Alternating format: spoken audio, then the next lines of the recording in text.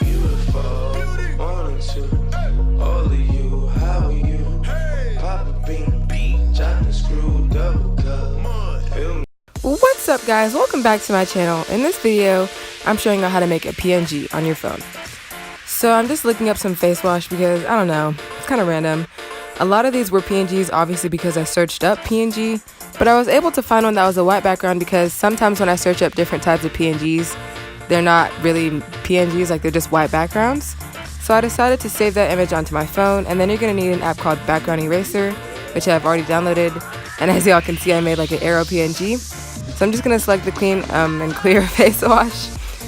And so on the bottom there's like there are 5 little, I guess, tab options. I selected the one in the middle because if an object doesn't have much white on it, I can just use that and take away all the white background, but as y'all can see it erased some of the bottom.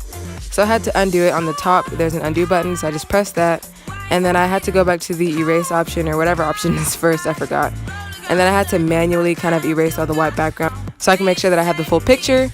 So you can like zoom in and like zoom out to make sure you've edited everything correctly.